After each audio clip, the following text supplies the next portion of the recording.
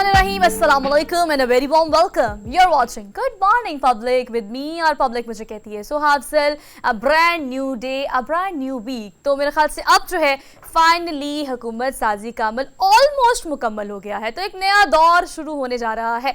तो आप इसी बात से अंदाज़ा लगा लें कि अगर आपने कोई भी चीज़ शुरू करनी है अपनी पर्सनल या प्रोफेशनल लाइफ में, तो मेरे ख्याल से उसको नए सिरे से शुरू करने का एक बेस्टेस्ट मौका है. वो इसलिए क्योंकि कई भी चीज़ मुझे लगता है कभी भी कहीं से भी शुरू की जा सकती है. सो हरमीत, मेरे ख्याल से ये इंकरेजमेंट जो है वो हम हर किसी को देनी चाहिए, खासतौर पर पब्लिक को. अगर आपने कोई भी काम कहीं से भी शुरू करना है, so you can start any your day. कैसे हैं आप? मैं बिल्कुल ठीक हूँ. आपकी बात दुरुस्त है कि एक नया दौर शुरू हो चुका और एक ऐसा दौर जिसमें लाकानूनियत, जबरियत, ये सारी चीज़ें हमने ऐसी बर्बरियत, ये जिस तरीके से हमने देखा कि एक गैर कानूनी, गैर आइनी एक मुद्दत जो हम सब पर मुसलत की गई और वो ख़त्म हुई. पहले पंजाब में वो काले स्याह बादल हटे और फिर हम अब वफाक की तरफ आएँ, तो आपकी बात दुरुस्त है. लेकिन फिर अगर तकरीर की बात की जाए तो उसमें कोई शक नहीं, वही घिसी पिटी पुरानी ज़माने की तकरीरें और उसमें वही पुराने दावे जो अब तक 76 साल हो चुके हैं, अभी तक वही उस चीज़ से हम आगे की तरफ नहीं बदले. ना आगे की तरफ बढ़ने की कोशिश की. वही बिजली का किस्सा, वही गैस का किस्सा. दुनिया कहाँ पहुँच गई, दुनिया चाँद पर पहुँच गई. हम अभी भी गैस, बिजली, पानी और कहीं ना कहीं रोड्स के मामला पर अटके हुए हैं. लेकिन बहरहाल आपकी बात दुरुस्त है कि एक नए दौर का आगाज हो चुका है और हमें मेरी वैसे क्या बात ठीक होगी, लेकिन चले हमने कोशिश की थी. मैं आते साथ ही लोगों को इनकरेज कर रही हूँ कि यार अगर आपकी पर्सनल या प्रोफेशनल लाइफ में कोई मसला मसाइल चल भी रहा है तो कोई बात नहीं, नया दौर आप शुरू कर रहे हैं नए दिन के आगाज़ के साथ, नए हफ्ते के आगाज़ के साथ, क्योंकि नई हुकूमत आ चुकी है. बट आपके इस बात से मुझे अंदाज़ा हो गया कि आप समेत पाकिस्तानी अवाम और हमारी पब्लिक जो है वो अच्छे खासे गुस्से में भी है, क्योंकि हमने जो खिताब देखा, पार्लियामेंट जिस तरह से बनी, ऐवान में जो हमने बाशोर लोगों को शोर करते हुए देखा, उससे यकीनी तौर पर आप मुझे अंदाज़ा हो गया जब आपने प्रोग्राम का आगाज़ किया कि आप भी अच्छे खासे गुस्से में. देखिए सोहा, आवाम इसलिए गिला कर रही हैं, मैं और आप हम सब आवाम से ही हैं. और अगर गिले की बात की जाए, नई हुकूमत आनी थी, नई हुकूमत बहुत सारी चीज़ों के हवाले से माफ़ी भी दे सकती थी. आज कल पंजाब में जो सूरत हाल, जो मरीम नवाज साहब ने पहला खिताब किया और जिस तरीके से तशद्दुद किया गया है कारकुनान पे, और एक कारकुन की तबीयत इंतहाई तशवीशनाक आप कह सकती है सूरत हाल है. फिर इसी तरह हमारे साफ़ियों पर जिस तरीके से जो मुकदमे दर्ज हैं, असतूर इस वक्त जिस हालात में, इमरान रियाज जिस हालात में है, तो आपके पास एक अगर आपने एक नए दौर का आगाज़ किया और आपने माफ़ी तलाफ़ी से काम शुरू किया, तो कम से कम एक अच्छा जस्चर दे के जाते, तो कम से कम एक सॉफ्ट कार्नर आवाम के दिल में आपके लिए बनता. लेकिन जब शुरुआत वही फसाइयत से है जो हमने इस पिछले मोहसिन नकवी साहब के दौर में देखी, काकड़ साहब के दौर में देखी, तो कुछ बदला तो हमें नजर नहीं आ रहा है. वही बदले की आग में सब झुलस रहे हैं और नुकसान किसको हो रहा है? हमारे प्यारे पाकिस्तान को. इसलिए हमें तकलीफ है. बिल्कुल ठीक कह रहे हैं हरमीत, आपकी बात बिल्कुल ठीक है. और ये आपकी बात नहीं है, आपकी वही वाली बात कि बेसिकली आपकी पाकिस्तान का हर आदमी, हर शहरी और पब्लिक जो है वो यही सोच रखती है और वो यही देखती है. लेकिन चले इन तमाम तर चीज़ों के बावजूद, अवामी मैंडेट सामने आने के बावजूद, अब जो शहबाज शरीफ हैं वो दूसरी दफ़ा वज़ीर आज़म पाकिस्तान बनने जा रहे हैं और आज बाकायदा तौर पर वो हल्फ उठाएंगे. और उसके बाद एक ही सीट जिसके बारे में बहुत बात की जा रही थी, अगर हम बात करें सदर पाकिस्तान की, तो 9 मार्च को ये मुश्तरका इजलास जो है उसकी कॉल दी गई है. ऑल दो अल्लाह अल्लाह करके ये अमल तो मुकम्मल हो गया है हुकूमत साजी का, लेकिन अब अगर देखना है कि जो सिचुएशन करंट है हमारे मुल्क की माशी सूरत हाल और इतने सारे प्रॉब्लम्स को किस तरह से एड्रेस किया जाएगा, सो व्हाट इज़ नेक्स्ट, ये एक बहुत बड़ा सवाल है. और इसी सारे सिचुएशन पर हम एनालिसिस ले लेते हैं. हमारे साथ अली मुमताज़ मौजूद हैं, सीनियर एनालिस्ट हैं, सीनियर एंकर पर्सन है. उनको आज के प्रोग्राम में हम वेलकम कहते हैं. अस्सलाम वालेकुम Ali, how are you?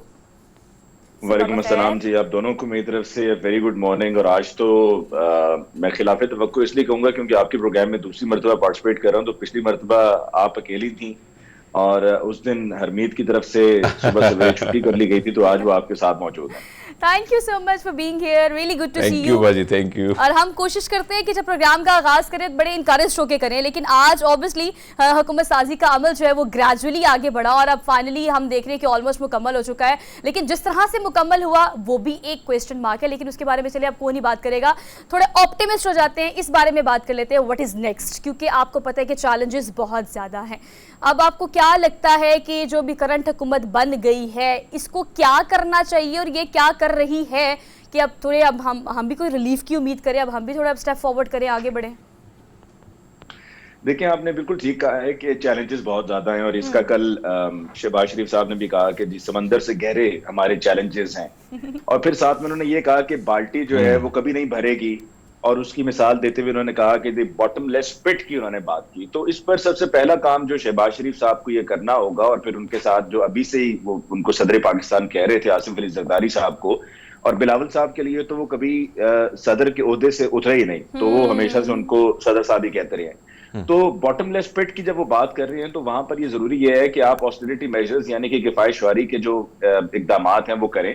Shahbaz शरीफ साहब को ये ऐलान करना चाहिए कि जी वो सरकारी प्रोटोकॉल इस्तेमाल नहीं करेंगे, वो सरकारी अखराजात पे फॉरेन ट्रिप्स नहीं करेंगे, वो जो उनके इस्तेमाल में अमला है या जो तनख्वाहें देनी है वो भी खुद पल्ले से देंगे। अल्लाह ताला ने उनको बहुत कुछ दिया है, अगर वो इस तरह से कर लेंगे तो उसमें कोई हर्ज नहीं है, ये मिसाली होगा, तारीखी होगा। और इसी तरह उनके जो मिनिस्टर्स हैं वो सरकारी प्रोटोकॉल, सरकारी गाड़ियां इस्तेमाल नहीं करेंगे, सरकारी पेट्रोल इस्तेमाल नहीं करेंगे, बल्कि उनका जो ऑफिस है, उनकी जो मिनिस्ट्री है, और उनकी मिनिस्ट्री में उनके फ्लोर की हद तक या उनके दफ्तर की हद तक के जो एक्सपेंसेस हैं, यानी कि लोगों का आना जाना मिलना जुलना होता है, वो एक्सपेंसेस भी वो खुद से बेयर करेंगे। और इसी तरह जो फॉरेन ट्रिप्स हैं उनको भी अवॉइड किया जाएगा। राजा परवेज अशरफ साहब जो स्पीकर कौमी असेंबली थे 16 माह की टेन्योर में, तो वो एक डेलीगेशन लेकर इंटरनेशनली पाकिस्तान से बाहर गए। तो ये इस तरह के जो ट्रिप्स हैं, जो मराहत हैं, ये हमें सूट नहीं करते हैं कि जो कहते हैं कि जी बॉटमलेस पिट है, या जो कहते हैं कि beggars can not be choosers, या जो कहते हैं कि हमारी इकोनॉमी वेंटिलेटर पे है। हमारे लिए तो जरूरी है कि हम अपने पल्ले से खर्च करें, ताकि हम अपनी इकोनॉमी को किसी ना किसी तरीके से सहारा दे एक और चीज जो पाजी हम देख रहे हैं इस वक्त जो सिचुएशन है, आप जो आप फरमा रहे हैं, और हम सब इस कहीं ना कहीं इसी चीज में मुब्तला हैं कि जो अदम इस्तेहकाम है हर चीज में हमें नजर आ रहा है।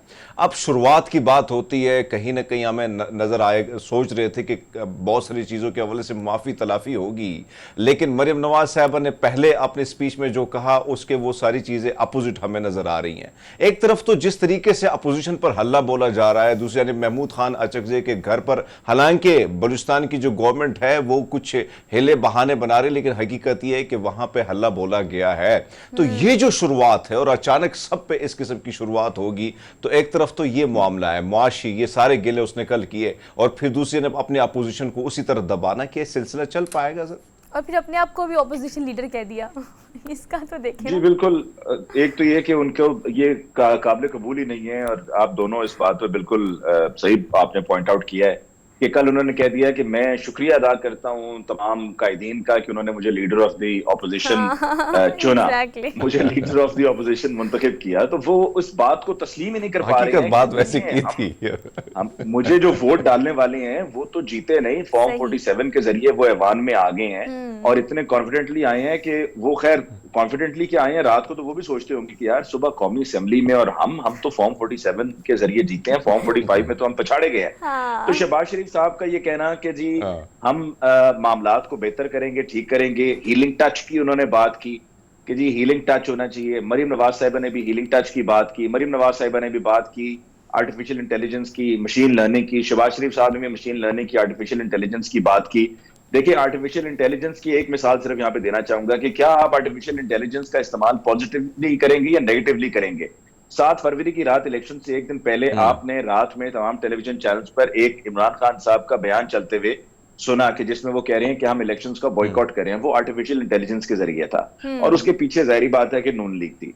अब आप अगर चीजों को इंप्रूव करना चाहते हैं, तो अगर एक पॉलिटिकल पार्टी है, वो पॉलिटिकल पार्टी अब इस पूरे, हम देखें ना, सरफराज बुख्ती साहब को और दीगर को कहते हैं कि जी जो लोग पहाड़ों पे हैं उनको कौमी धारे में हम शामिल करेंगे। तो यहाँ पर अगर पाकिस्तान तहरीक इंसाफ एक ऐसी पॉलिटिकल पार्टी है जो आपकी नजर में इंतशार वाली पार्टी है, या आप उसे फितना पार्टी कहते हैं, वो अब कौमी असेंबली में है, सूबाई असेंबलियों में है। वो पहले वाला दौर नहीं है कि जब वो कौमी असेंबली में भी नहीं थे, सूबाई असेंबली में नहीं थे। वो अब इस कौमी धारे का हिस्सा है। अगर वो एहतजाज की कॉल देते हैं, पुरअमन एहतजाज की कॉल देते हैं, कोई हाथ में डंडा सोटा नहीं है, तो वहां पर आपको चाहिए कि आप उनको उनका पुरअमन एहतजाज का जो हक है उसको आप एक्सरसाइज करने दें। क्योंकि अगर आप आज ये करेंगे किसी और के साथ, तो कल आपके साथ होगा। आपने कल मिसाके मईशत की बात की, तो क्या आप मिसाके जमहूरियत भूल गए हैं, जो चार्टर ऑफ डेमोक्रेसी आपने किया था, जिससे पहले आप भी पॉलिटिकल विक्टिमाइजेशन करते रहे हैं। आप कहते हैं जी नवाज शरीफ साहब ने कभी पाकिस्तान के खिलाफ कुछ सोचा ही नहीं करने का, या कभी किसी से कोई ऐसी बात ही नहीं की है। तो क्या हम डॉन लीग्स को भूल जाएं? डॉन लीग्स क्या है? क्या हम ये भूल जाएं कि आप अब्दुल्ला मुहिब से, जो नेशनल सिक्योरिटी एडवाइजर थे अफगानिस्तान के, अशरफ गनी की हुकूमत में, आप उनसे मुलाकातें करते रहे। अच्छा अली, सॉरी फॉर इंटरप्शन, लेकिन जो आप एग्जांपल्स कोट कर रहे हैं ना सर, देखिए आप जो एग्जांपल्स कोट कर रहे हैं बहुत सारी और फिर ऑन रिकॉर्ड मौजूद है ना। आप देखिए कि मरीम नवाज ने आने के फौरन बाद ना सिर्फ जिक्र किया मुख्तलिफ जनरल कर्नल्स का, बल्कि तस्वीर भी दिखाई ना, तो हम कैसे भूल सकते हैं उन मौक़ों को। लेकिन चलिए लेट्स टॉक अबाउट, अगर आप मिसाक जमहूरियत और मिसाक मैशियत की बात कर रहे हैं तो दीगर सियासी पार्टीज़, अवाम का क्या मैंडेट होगा, दीगर सियासी पार्टीज़ का क्या स्टांस होना चाहिए? सिराजुल हक नहीं मानते, कहते हैं ये जाली मैंडेट है, जाली हुकूमत है। मौलाना फजल रहमान ने पार्टिसिपेट ही नहीं किया। ये दीगर जो सियासी पार्टीज़ हैं जिनका फिर भी मैंडेट है, जो स्टांस ले सकते हैं, वो इस हुकूमत को नहीं मान रहे, तो आपको क्या लगता है फिर ये हुकूमत कहाँ खड़ी है? बंद तो गई है बाय हुक और बाय क्रुक, तो आप क्या समझते हैं अब इनको क्या करना चाहिए दीगर सियासी पार्टीज को टू बीइंग इन गवर्नमेंट? आपके सवाल में जवाब है कि देखें, बाय हुक और बाय क्रुक बन गई है तो बाय हुक और बाय क्रुक चलती भी रहेगी। और जब तक हुक है और जब तक क्रुक है, जब तक हुक और क्रुक है तो इसको चलाया भी जाता रहेगा। अब आप खुद मुझे बता दीजिए कि किस तरीके से एक आम आदमी अपने घर का बजट मैनेज करेगा। अभी IMF के साथ भी हमारे मुज़ाकरात होने हैं, हमने उस मामलात को तय करना है। बिजली महंगी होनी है, पेट्रोल ऑलरेडी अभी महंगा हो गया 1 मार्च से, इसी तरह का इसका इम्पैक्ट तमाम तर और कमोडिटीज पे भी आता है। तो आप ये देखना है कि कब तक ये गवर्नमेंट ये प्रेशर सस्टेन कर सकती है। ये प्रेशर सस्टेन कब तक हो सकता है? देखिए खाली दावों से कुछ नहीं होगा। शहबाज शरीफ साहब ने कल कहा कि जी 1000 अरब का गैप है जो पेमेंट्स हैं, गर्दिशी कर्जों की उन्होंने बात की, सर्कुलर डिप्ट की बात की, बिजली के मामलात को लेके।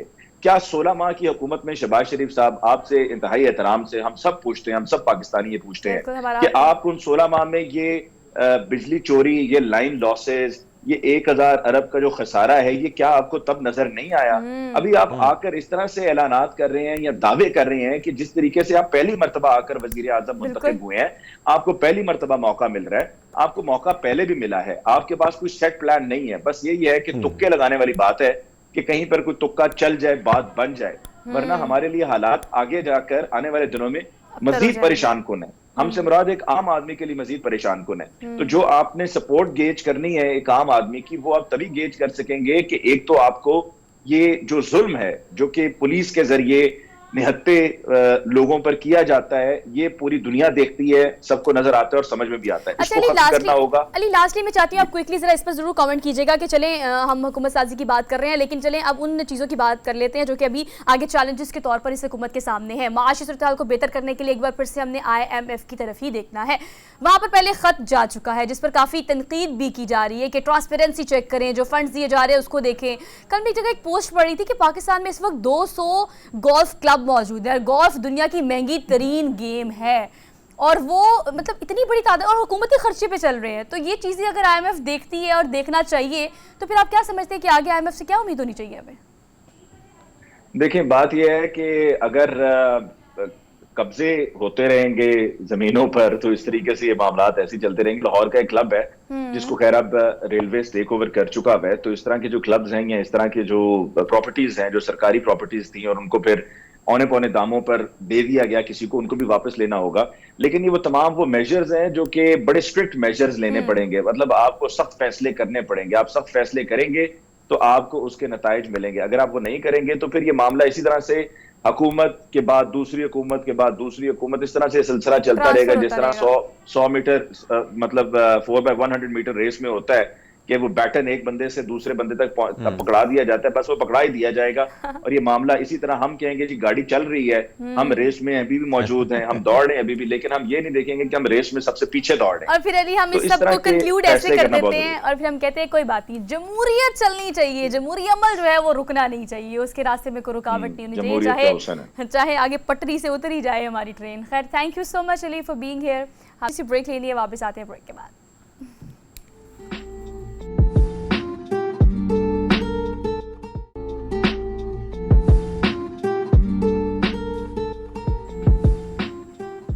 वेलकम बैक जी, प्रोग्राम में आपको खुश आमदीद कहते हैं। और इस वक्त अगर बात की जाए तो वज़ीर-ए-आज़म यानी नए वज़ीर-ए-आज़म शहबाज शरीफ साहब जो हैं आज 3 बजे हल्फ उठाएंगे सोहा। लेकिन अगर बात की जाए मसाइल के हवाले से, फिर अपोजिशन को कैसे लेके जाना है, बहुत सारी चीज़ें जो एक नई जो एक अक्स थी इस सारे सिस्टम को आगे चलने, वो जो चीज़ हमें दिखाई, वो जो तस्वीर सामने आई, तो उसके बाद हालात से अंदाज़ा होता है कि हुकूमत चलाना कितना मुश्किल होगा, अपोजिशन कितना टफ टाइम दे सकती है, ये सारी तो सूरत हाल जो है वो कल भी हमें वो मंजर हमें नज़र आए और ऐसा लगता है कि अपोजिशन भी बड़े खुल के अपोजिशन करने वाली है। और जिस तरीके से हमने देखा पिछले 2 साल में यानी 1.5 साल में जिस तरीके से अपोजिशन थी, आपको याद है कि किस किस्म की अपोजिशन थी, तो इस बार अपोजिशन बड़ी टफ होगी और हुकूमत के लिए मसाइल और चैलेंजेस बहुत ज़्यादा होंगे।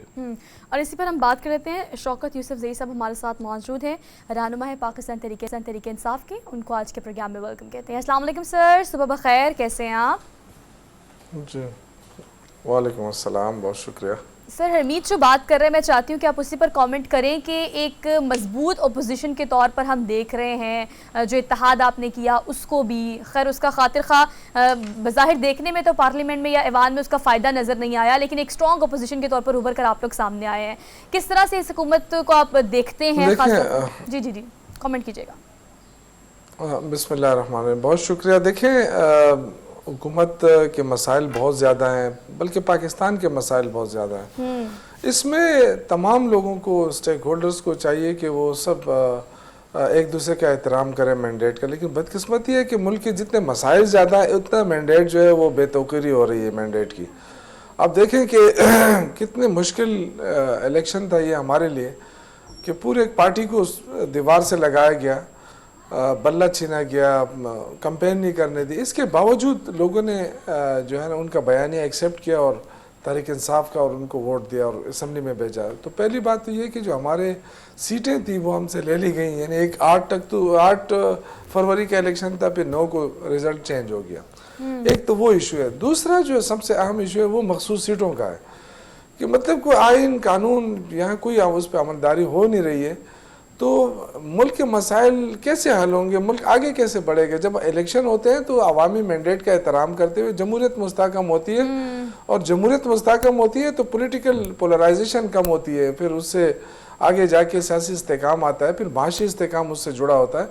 लेकिन यहाँ जो हुकूमत बनने जा रही है वो मुझे नहीं लग रहा है कि उनके पास कोई मैंडेट है।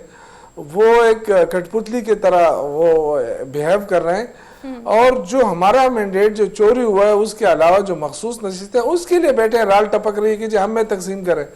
इस मुल्क में कोई कानून आइन है कि नहीं है? तो हमने फैसला किया है कि हम अपना भरपूर कुव्वत का मुजाहरा करेंगे असम्बली के अंदर, जो हमारा हक है। इसी तरह जो आईनी जंग है हम वो भी कर रहे हैं, अदालतों के अंदर भी जा रहे हैं। सही। और अगर नहीं सुनेंगे तो फिर साहब एक और चीज, इस वक्त सकते हैं। अगर हम देखें आप लोगों की जब गवर्नमेंट थी 2018 की, तब भी बिलावल भुट्टो साहब ने कहा था कि आओ मिलकर बैठ के मिसाक मईशत करते हैं। हमने ये चीज 1992 में भारत में देखी और मिसाक मईशत हुई और कहीं ना कहीं वो मुल्क कहां से कहां पहुंच गया। आप दुरुस्त फरमा रहे हैं कि जो आप लोगों का मौकिफ है कहीं ना कहीं फॉर्म 45 का, और जो चीजें हमारे सामने आई और जो बारहा हम टेलीविजन की स्क्रीन पर बोलते भी रहे, कहते भी रहे, आपके इस मौकिफ को दोहराते भी रहे, लेकिन सर कल फिर ऑफर हुई है आप सबको कि आए मिसाक मईशत करें। आपको नहीं लगता कि सर मुआशी सूरत हाल एक बहुत बड़ा बहरान इख्तियार कर सकता है? और जाहिर बात है कि बहरान बढ़ेगा तो अवाम ही को ही फैस करना होता है। देखिए, अगर इनको अवाम का ख्याल होता ना तो फिर तो ये अवामी राय का एहतराम करते। मैंने आपसे कहा ना कि ऐसे कैसे हुकूमत चलेगी कि आप किसी का मैंडेट चोरी करके आ जाएं, फिर उस पर बदमाशी भी करें और उसको कहें कि जी आ जाए मेरे साथ बैठ के इकट्ठा खाएं। ऐसा तो नहीं हो सकता है ना। ये मुल्क है और ये करोड़ों आवाम का मुल्क है, अल्हम्दुलिल्लाह एटॉमिक मुल्क है, लेकिन जो इसका हशर हो रहा है वो आपके सामने है।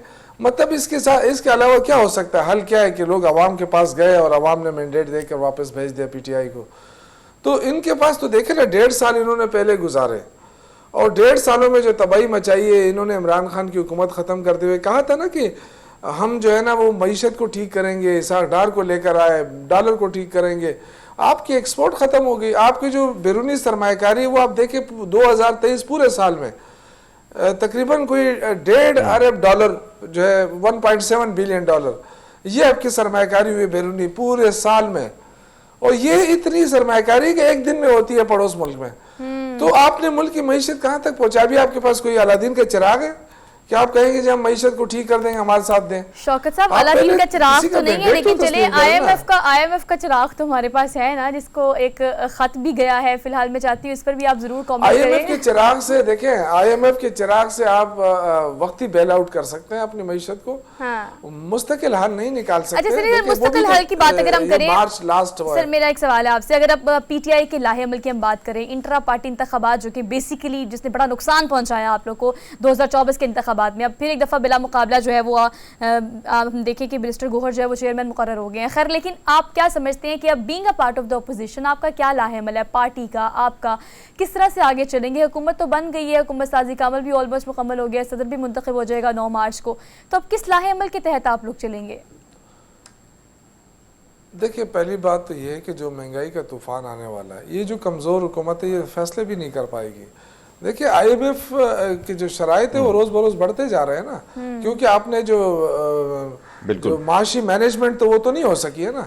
जो माशी मैनेजमेंट नहीं हुई है तो आपकी मुश्किलात में इजाफा होगा। अभी गर्मियाँ आ रही हैं, अभी तो निगरान के लिए तो ये फ़ायदा था कि सर्दियाँ थी, गर्मियाँ आ रही हैं तो इसमें लोड शेडिंग को छोड़ें। जो बिल आएंगे इस अभी जो लास्ट बिल आए गैस के 2 महीने से, अब उन गैस के बिलों को देखें तो कैसे आवाम को, कैसे हमें लोगों ने वोट दिया, वो कहेंगे जी हमने तो आपको वोट दिया है और ये तूफान हम पे आ रहा है। तो मजबूत हुकूमत लाजमी होती है। इसलिए जो भी इस पाकिस्तान को देख रहे हैं उनको ये ज़रूर देखना पड़ेगा कि आवाम जो है मायूस हो रही है, और अगर आवाम मायूस होगी तो आप कोई भी फैसला नहीं कर पाएंगे। तो फैसले नहीं होंगे तो IMF आपको फिर उस तरह की शराइत जो IMF के वो तो फिर आपको इस वक्त जो सिचुएशन है, खासकर जो बात हो रही है अली अमीन गंडापुर के हवाले से, चाहे वो हमारी स्टैब्लिशमेंट है, चाहे हमारे हुकूमत अब बेंचों में बैठे लोग हैं, वो गिला शिकवा करते हैं कि अडियाला जेल का फैसला है और जिसमें एग्रेशन दिखाई दे रही है, खासकर खैबर पख्तूनख्वा के वज़ीर-ए-आला के बयानात में। तो कहीं ना कहीं बहुत सारी खबरें ये भी गर्दिश करी कि अगर ये सूरत हाल रहती है तो फिर आगे जो ताकतवर हल्के हैं वो गवर्नर राज की तरफ सोच सकते हैं। अगर ये सिलसिला आपको लगता है कि एग्रेशन ही पर कायम होगा या कहीं ना कहीं वफाक और KP के मिलके चलने को तैयार होंगे?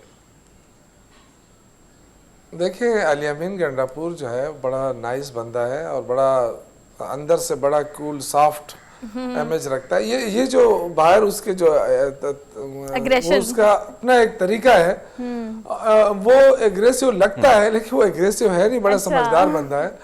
और ये बेहतरीन चॉइस है इमरान खान की, और आप देखेंगे कि ये सूबे को इंशाअल्लाह ताला काफ़ी आगे लेके जाएगा। ये जो देखें 2 किस्म की ऑडियंस होती है, आप जहन में रखें जब पॉलिटिक्स करते हैं ना, एक वो होता है जिसके साथ आपके ताल्लुकात जो गवर्नमेंट टू गवर्नमेंट होते हैं, तो गवर्नमेंट टू गवर्नमेंट इशू नहीं होगा इंशाल्लाह, ये मैं आपको गारंटी करता हूँ।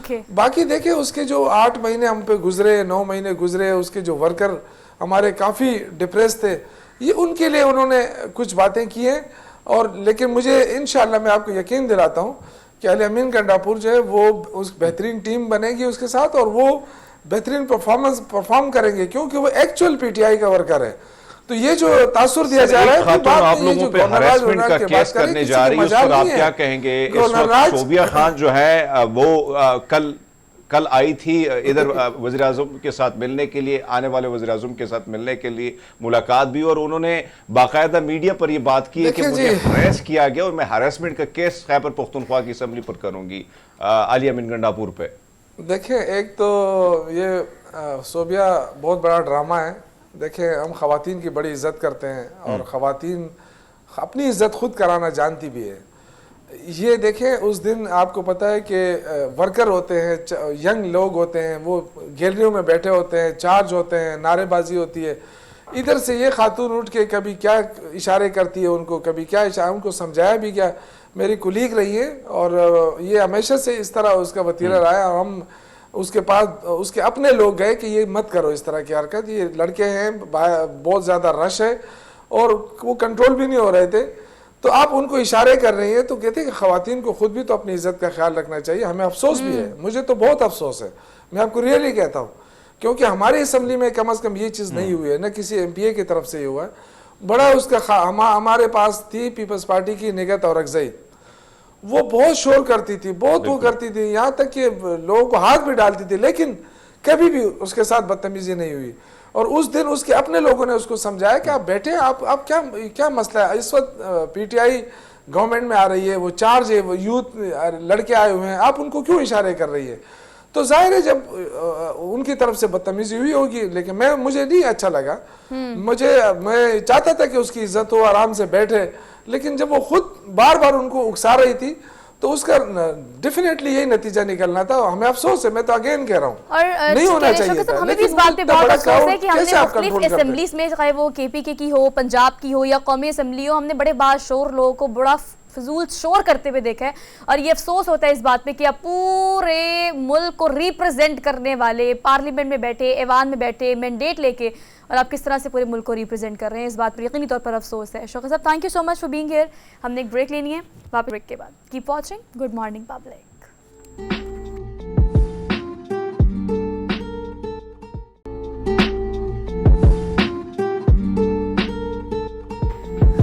Welcome back after the break. So basically अब हुकूमत साजी का अमल मुकम्मल हो चुका है, ऑलमोस्ट, थोड़ा सा बाकी रह गया है। लेकिन चलिए, हुकूमत के चैलेंजेस की हम बार बार बात कर रहे हैं, तो जो हुकूमत के अंदर लोग मौजूद हैं वो इस तमाम तर सिनेरियो को अच्छे तरीके से एड्रेस कर सकते हैं कि जो आवाम का रिव्यू है वो हमारा मकसद है आप तक पहुंचाना, और फिर आगे से जो हुकूमत में लोग मौजूद हैं वो किस तरह से इन तमाम तर मसाइल को देखेंगे और वसाइल तमाम तर जो मौजूद हैं किस तरह से उसको बुरेकार लाया जाएगा। क्योंकि हम देख रहे हैं कि अब आवाम ने बड़ा इंतज़ार किया है और फाइनली वो एक उम्मीद और जो नज़रें हैं वो जमाए बैठे हैं इस बनने वाली हुकूमत पर। उस्मा कारदार साहिबा हमारे साथ मौजूद है, रहनुमा है मुस्लिम लीग नून की, उनको आज के प्रोग्राम में वेलकम कहते हैं। अस्सलाम वालेकुम उस्मा साहिबा, कैसी हैं आप?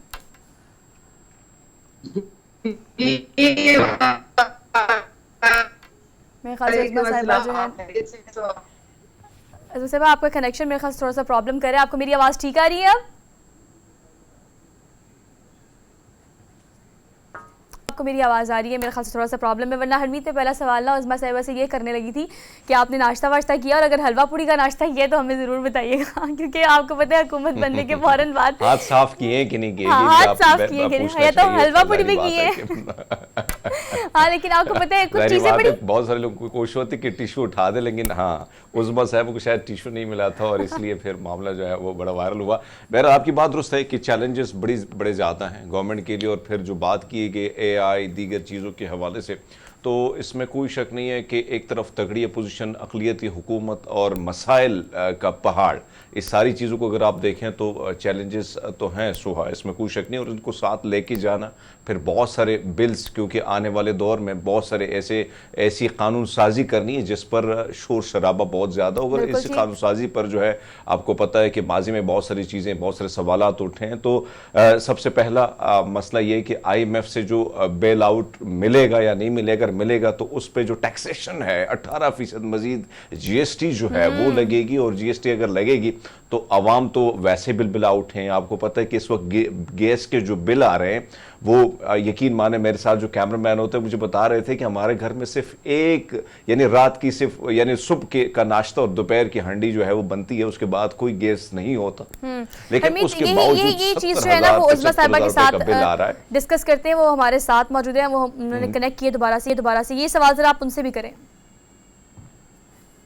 बिल्कुल उस्मा साहब, एक तो आपको मुबारकबाद, और मुझे यकीन है आज हलवा पूड़ी खा के आपने हाथ जरूर तेल से नहीं होंगे, साफ किए होंगे। लेकिन आपसे जानना चाहूंगे कि मुश्किलात बहुत ज्यादा हैं उस्मा, चैलेंजेस हैं, अपोजिशन की बात कीजिए, तगड़ी अपोजिशन है। फिर कल हमने वज़ीर-ए-आज़म की बात की, वज़ीर-ए-आज़म ने कहा कि मैं AI यानी IT सेक्टर को प्रमोट करूंगा, मरियम नवाज साहब ने भी यही बात की। लेकिन क्या वज़ीर-ए-आज़म साहब जो आने वाले हैं, मरियम नवाज साहबा, ये दोनों भूल गए कि पाकिस्तान में 20 दिनों से X जो है वो गायब है। X तो वैसे ही जिंदगी से गायब हो, ये बड़ी मुश्किल से मिलती है, लेकिन ये X डाउन हो चुका है। ट्विटर की बात कर रहा हूं। जी, बहुत शुक्रिया आपने मुझे इनवाइट किया। और वाकई अगर हम चाहते हैं कि टेक सेंटर्स लगे पाकिस्तान में और IT को फरोग मिले, तो हमें ये बिल्कुल यकीनी बनाना पड़ेगा कि सिस्टम्स जो हैं हमारे मुल्क में वो एक स्मूथ तरीके से चलें और उनमें कोई रुकावटें पैदा ना की जाएं। क्योंकि आपको पता है इंटरनेशनल टेक कंपनीज जो हैं वो तो इन्वेस्टमेंट के पॉइंट ऑफ व्यू से वो देखती हैं कि भाई कितनी आप में स्टेबिलिटी है एक मुल्क में, अगर हम जाएंगे तो हमारी इन्वेस्टमेंट सही रहेगी कि नहीं रहेगी। तो मेरे ख्याल में बाकी सारे जो हमारे सोशल मीडिया के जो प्लेटफॉर्म्स हैं वो तो बिल्कुल सही चल रहे हैं। उसमें फेसबुक है, उसमें इंस्टाग्राम है, उसमें टिकटॉक है, सब कुछ चल रहा है। लेकिन कुछ मेरे ख्याल में हमारी कौम को भी सोचना चाहिए कि इतना जो वो एक्स को मिस यूज करते हैं और उसको एक्सप्लॉइट करते हैं, उसको हेट स्पीच के लिए यूज करते हैं, वायलेंस पे लोगों को उकसाने के लिए इस्तेमाल करते हैं, इंतशार फैलाने के लिए झूठ की फैक्ट्रियां लगाई होती हैं, तो इससे नुकसान पहुंचता है। आपके मुल्क को भी, रियासत को भी नुकसान पहुंचता है, आपके इदारों को भी नुकसान पहुंचता है, आपकी जो इमेज है दुनिया में वो भी इससे डैमेज होती है। तो हम ये we have actually asked for it.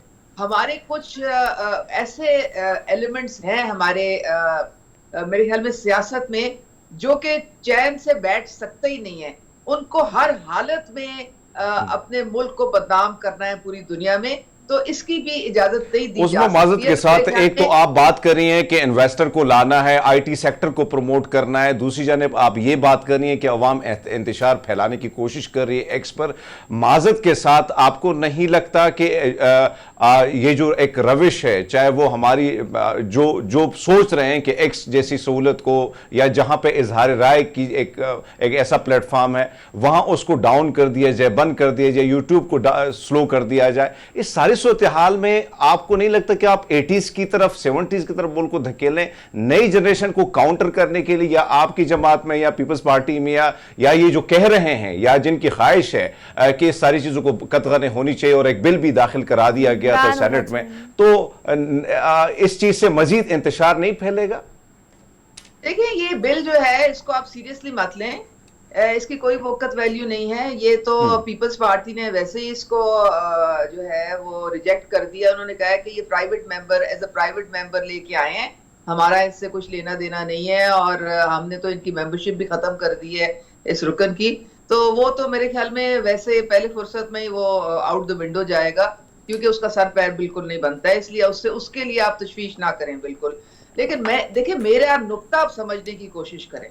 जब आपकी रियासत को एक इतना शदीद आप नुकसान पहुंचाने की कोशिश करते हैं, आप देखें फेक न्यूज और जो झूठ की फैक्ट्रियां लगी हुई हैं, इससे हमारी सोसाइटी बिखर रही है।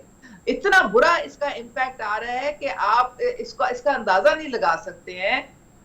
ये मेरे ख्याल में आपने अगर कोई भी सोशल मीडिया का प्लेटफॉर्म इस्तेमाल कर रहे हैं, जरूर करें। तनकीद भी जो है वो पॉजिटिव और अच्छे एक इंटेंशन से जरूर करें, लेकिन इस इंटेंशन से ना करें कि आपने मुल्क को तोड़ना है, यहाँ पे इंतशार फैलाना है, लोगों को उकसाना है कि आप रियासत के खिलाफ उठ के हथियार पकड़ लें, और इस तरह की बातें जो है ये नहीं। चलिए कारदाई साहिबा, चलिए ऐसा करते हैं कि लेट्स बीइंग ऑप्टिमिस्ट। आपने हुकूमत बना ली, आपको हरमीत ने मुबारकबाद दी, आपको मुबारकबाद का सिलसिला जो है वो ना सिर्फ पाकिस्तान से बल्कि दीगर दोस्त ममालिक के वज़ीर आज़म जो है वो ये भी पैगामात मुख्तलिफ पहुँचा रहे हैं। अब व्हाट इज़ नेक्स्ट, क्योंकि 80 अरब से ज़ायद का मकरूज़ पाकिस्तान का हर शहरी है और ये कर्ज़े हमने देने हैं, हम एटमी ताकत मुल्क हैं, बड़े सारे मसाइल भी हैं लेकिन बड़े सारे वसाइल भी मौजूद हैं। अब आप क्या समझती हैं कि हमने कोई स्पीच सुनी तो वो स्पीच कोई खासी मुख्तलिफ नहीं थी। अब आप देखें कि अगर वज़ीर आला की बात करें तो हमने चाचा भतीजी को बड़े अच्छे से स्पीच करके आगे बढ़ते हुए तो देखा, लेकिन अब किस तरह से अवाम के मसाइल आपको पता है ना बड़े अच्छे तरीके से, आप अवाम में रहती हैं, बड़े मसले हैं, कोई छोटे मसले नहीं हैं अवाम के। आगे अब गर्मियाँ आ रही हैं, लोड शेडिंग का मसला है, गैस के बिल देख लें, बिजली के बिल देख लें, महंगाई बढ़ रही है, GST आगे मजीद बढ़ेगा।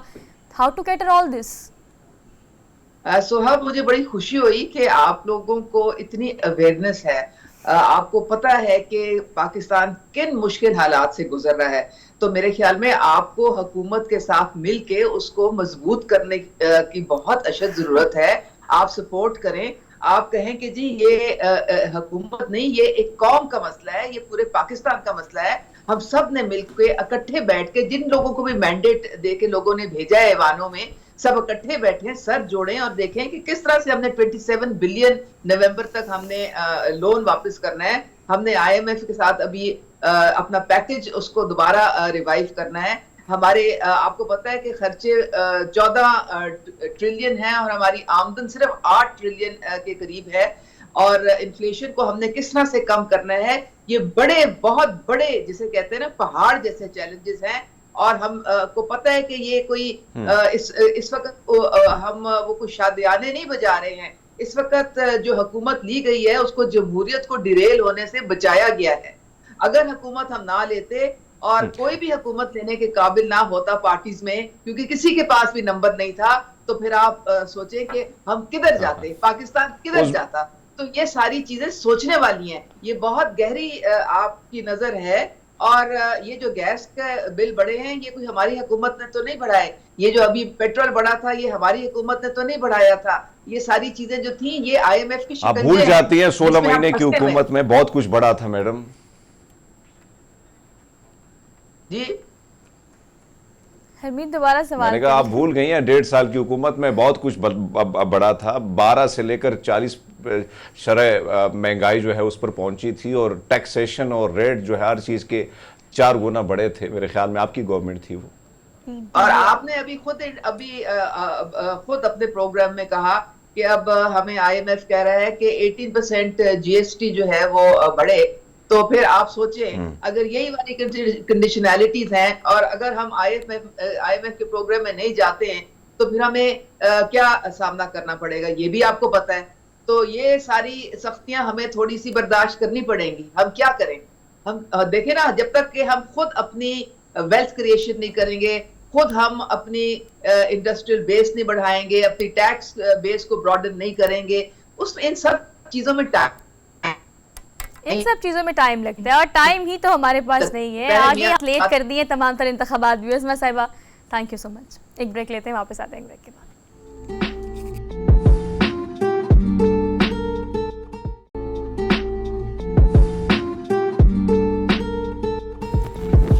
Welcome back after the break. So basically we are in the second hour of the show and let's talk about some खेल शेल। वो इसलिए बिकॉज हमने बहुत सियासत कर ली और बहुत सियासत पर डिस्कशन भी कर ली। पाकिस्तान सुपर लीग के मैचेस जो हमीद लाहौर में होने थे वो तो हो गए। अब हम कराची चले गए हैं, तो मुझे लगता है कोई हमारा भी प्लान होना चाहिए कराची में एक आधा जाके मैच देखने का। कराची से पिंडी आ गए आप।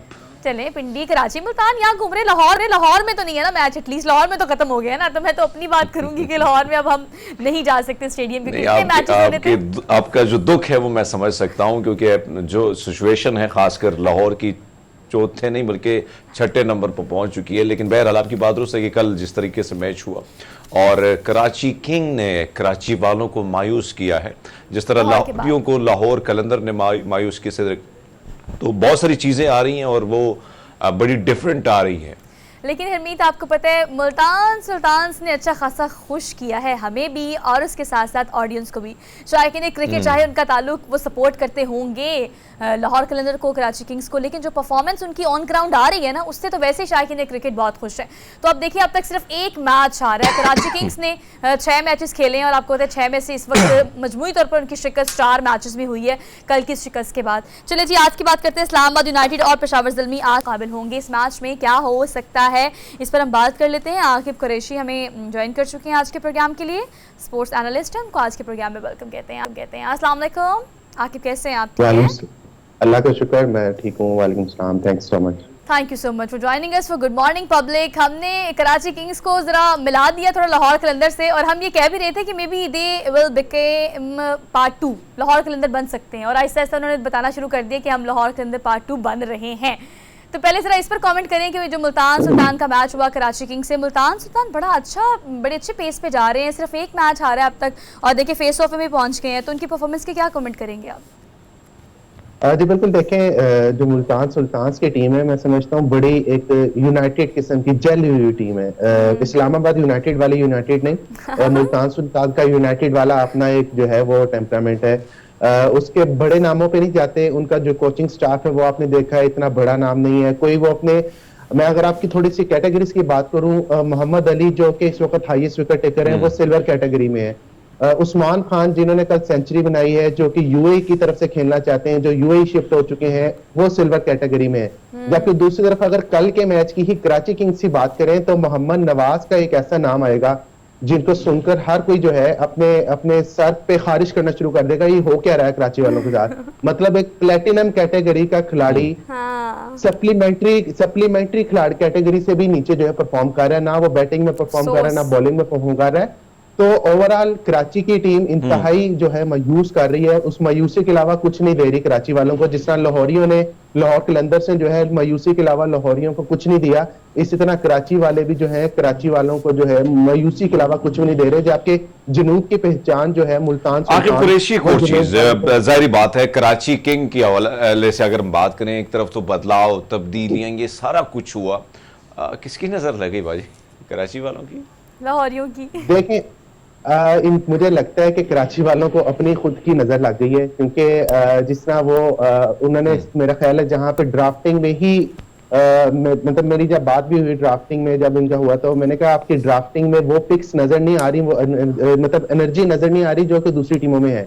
मतलब no doubt Shoaib Malik is one of the best batter, Shan Masood test captain है, अच्छे बैटर हैं, जेम्स विंस जो है बड़े अच्छे बैटर हैं इंग्लैंड के, बट अनफॉर्चुनेट कि शान मसूद भी out of form, James Vince भी कुछ नहीं कर रहे, शोएब मलिक भी कुछ नहीं कर रहे। शान मसूद का अभी तक 6 मैचेस में 104 का स्ट्राइक रेट है, T20 में 104 का strike rate not acceptable at all, कभी भी नहीं आप इतना चल सकते। शोएब मलिक बिल्कुल आउट ऑफ फॉर्म जा रहे हैं। वहां पे सिर्फ करिश्मा ये है कि सना जवेद पे कैमरा पड़ता है तो वेरी नेक्स्ट बॉल पे शोएब मलिक आउट हो जाते हैं। कल भी ऐसा ही हुआ कि सना जवेद पे कैमरा पड़ा, वेरी नेक्स्ट बॉल पे शोएब मलिक जो है आउट हो गए। तो वो कराची किंग्स में क्रिज्मेटिक किस्म की चीजें ज्यादा हो रही हैं, जबकि क्रिकेटिंग चीजें जो है बड़ी कम नजर आ रही हैं। आकिब, सबसे बड़ा मसला हमें नजर आता है कराची के हवाले से, अगर जो चीज हमने कल देखी, आपको नहीं लगता कि बॉलिंग के हवाले से का जो शोबा है उसमें बड़ी नाकिस कारकर्दगी नजर आई? और ये हम मुसलसल ये चीज देख रहे हैं जो आप फरमा रहे हैं कि शोएब मलिक को अगर आप देखें, इतना तजुर्बाकार खिलाड़ी, चलो कल उन्होंने मेरे ख्याल में कुछ 36 रन किए हैं, लेकिन शान मसूद ने 36 रन किए, बड़े मुश्किल से किए हैं। तो इस शोएब मलिक में भी 30 का आंकड़ा जो है वो क्रॉस किया है, लेकिन इस सारी सूरत में हमें कोई जमे हुए कोई खिलाड़ी नजर नहीं आए।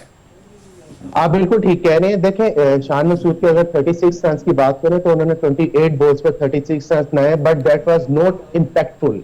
आपके 15 स्कोर इंपैक्टफुल हो और 36 स्कोर जो है वो इंपैक्टफुल ना हो तो आपका 36 स्कोर जो है वो जाया जाता है, जबकि 15 स्कोर आपका काउंट होता है। इसी तरह आप नवाज को देख लें, उन्होंने 17 बॉल्स पर 27 रन बनाए हैं।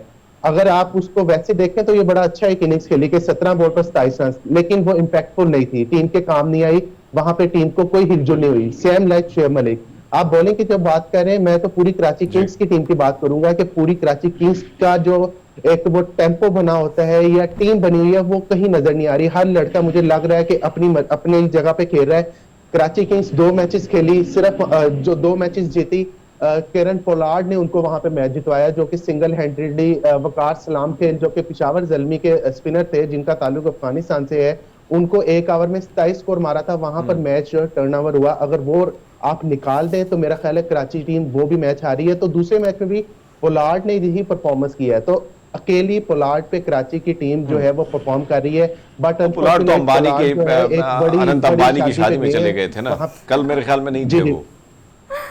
जी कल नहीं थे, वो बड़ी शादी पे गए हुए हैं। उन्होंने कहा चलो क्रिकेट छड्डो, जाके बड़ी शादी अटेंड करिए, तो वो वहां पे अंबानी जामनगर में गए हैं, वहां पर जो है अमीरों के साथ शादी एंजॉय कर रहे हैं। पाकिस्तान सुपर लीग को जो है वो अगर सॉरी टू से माजरत के साथ, आकिब सोहा को भी इनविटेशन आई थी पर सोहा ने कहा मेरी मसरूफियात बहुत ज्यादा हैं। आपसे जानना चाहेंगे एक और चीज, खासकर मुल्तान सुल्तान की बात की जाए, इस वक्त जो टॉप पे हम उनको देख रहे हैं, खासकर आपने जो अच्छा उस्मान की बात की जाए, पाजी खड़का रहा है जबरदस्त किस्म की उनकी बैटिंग लाइन की अगर बात की जाए, पहले इतने कम बॉलिंग पे पहली सेंचुरी, कल उन्होंने जिस तरीके से 59 गेंदों पर 106 रन बनाए, कैसे देखते हैं इस नौजवान को आप? देखें हरमीत, मैं तो उस्मान खान का ना इस पीएसएल में फैन हो गया। हालांकि पिछले पीएसएल को भी मैं फॉलो कर रहा था। क्या उनकी सिंपलिसिटी है, क्या उनका डाउन टू अर्थ एटीट्यूड है। मतलब अगर ये कोई लड़का हमारे जैसा कोई मतलब टेम्पो इधर क्रिकेट एकेडमी में होता जो 1 सेंचुरी बना देता तो आप उसके इंटरव्यू सुनते, आप इंटरव्यू सुन के परेशान हो रहे थे। लेकिन उस्मान खान ने कल इंटरव्यू दिया, उसके बाद लग ही नहीं रहा था, वो कहता ठीक है that's a normal thing for me. मतलब वो मुझे लग रहे हैं उनमें विराट कोहली वाला टच आ रहा है कि विराट कोहली अपनी 50-60 करता है, मैच जितवाता है, उसके बाद कहता है that's a normal thing for me. तो उस्मान खान को यूटिलाइज करने में बड़ा अहम किरदार है। मैं आपको मेंशन करना चाहता हूँ, लास्ट सीजन में ये कोयटा ग्लैडिएटर्स की तरफ से खेले थे। लास्ट सीजन में कोयटा का कप्तान सरफराज अहमद थे। सरफराज अहमद बेसिकली बहुत अच्छे कप्तान है, लेकिन वो इनको यूटिलाइज नहीं कर पाए। आप इधर देखें मोहम्मद रिजवान ने उनको कैसा यूटिलाइज किया है। कल की इनिंग्स एक बहुत बड़ा मिसाल है, एग्जांपल है कि मोहम्मद रिजवान जो कि कैप्टन है मुल्तान सुल्तान्स के, वो आराम से एक एंड संभाले हुए हैं, सिंगल कर रहे हैं, स्ट्राइक रोटेट कर रहे हैं और उस्मान खान को कहते हैं चल भी तू मार, और वो उस पे अच्छा आकिब, ये पॉइंट आपका बहुत वैलिड है कि कैप्टनसी में किस तरह से अपनी टीम को आप ड्राइव करते हैं, किसको कब कैसे भेजना है, किस पॉइंट पर वापस बुलाना है, ये बहुत टेक्निकलिटीज जो है वो आपकी टीम को अच्छा परफॉर्मेंस करने पे आप देखते हैं कि ऑन ग्राउंड उनकी परफॉर्मेंस चेंज हो जाती है। ऑल दो चले लेट्स टॉक अबाउट कि आज का मैच जो है बेसिकली वो इस्लामाबाद यूनाइटेड और पेशावर ज़ल्मी का है। हमने इन दोनों टीम्स की क्रेडिबिलिटी को भी कहीं ना कहीं कॉम्प्रोमाइज़ होते हुए देखा है, खासतौर पर अगर हम इस्लामाबाद यूनाइटेड की बात करें। तो आज के मैच से आप क्या एक्सपेक्ट कर रहे हैं? देखें आज का मैच तो होगा बड़ा मजे का, अगर हुआ तो। मैं अगर हुआ इस सेंस में कह रहा हूँ क्योंकि पिछली दफा जो पिंडी में डबल हेडर था वो बारिश की नजर हो गए थे, नजर हो गया तो अगर तो ये मैच होता है तो इस्लामाबाद यूनाइटेड जो है पहली बार PSL 9 में पहली बार अपने होम ग्राउंड पर मैच खेलेगी, जबकि ये मैच अगर पेशावर और इस्लामाबाद से जरा हट जाए तो ये दो मैच दोनों पक्के दोस्तों का भी है, यानी कि बाबर आजम वर्सेस शादाब खान, जो आपस में बड़े अच्छे क्लोज फ्रेंड भी हैं, पाकिस्तान टीम के कैप्टन और वाइस कैप्टन भी रह चुके हैं, तो इनके दरमियान भी मैच होगा। फिर दूसरी तरफ अगर सिनेरियो की बात करें तो दोनों टीमों के लिए मैच जीतना बहुत जरूरी है, क्योंकि इस्लामाबाद यूनाइटेड इस वक्त 5 पॉइंट्स के साथ चौथे नंबर पर है, जबकि पेशावर ज़ल्मी की टीम 7 पॉइंट्स के साथ तीसरे नंबर पर है। तो अगर इस्लामाबाद की टीम हारती है तो इस्लामाबाद और पेशावर में टाई पड़ जाएगा 7 पॉइंट्स का, तो पॉइंट्स टेबल जो है वो बड़ा इंटरेस्टिंग है। एक और चीज जाहिर बात है, लाहौर से निकल के मुल्तान गए, मुल्तान से निकल के कराची, कराची से सीधा रावलपिंडी। पाजी रावलपिंडी की जो पिच है क्या लगता है, बैटिंग लाइन के लिए फिट है या बॉलिंग के लिए? देखें हरमीत, अभी तक तो पिंडी में चूंकि कोई मैच नहीं हो सका, इसलिए हम इस सीजन की बात नहीं कर सकते जब तक पहला मैच ना हो जाए। लेकिन जो मैंने वहां से पता करवाया है जराये के मुताबिक, उन्होंने इस वक्त बैटिंग विकेट बनाई है। लास्ट सीजन में हमने देखा कि रावलपिंडी की विकेट जो थी वो विकेट नहीं थी, वो सड़क थी। वहां पे सड़क थी, कहते थे हम रोड पे जा रहे हैं, वहां पे एक टीम 245 रन करके भी सेव नहीं होती थी। आपको याद होगा पेशावर ज़ल्मी ने 245 किया था और कोयटा ने वो चेस कर लिया था। तो अगर तो उस तरह की पिचेस बनी तो शायकीन क्रिकेट को बड़े चौके छिक्के देखने को मिलेंगे, क्योंकि वहां पे आपको पता है कि शादी की कुर्सियां भी लग चुकी हैं। पाकिस्तान क्रिकेट बोर्ड के लाइलमी का ये हाल है कि वहां पर शादी का जो है कुर्सियां जो लगती हैं जिस पर रेड एंड व्हाइट कलर चढ़ता है, वो कुर्सियां वहां पे लगा दी गई हैं बजाय के परमानेंट कुर्सियां लगाने के।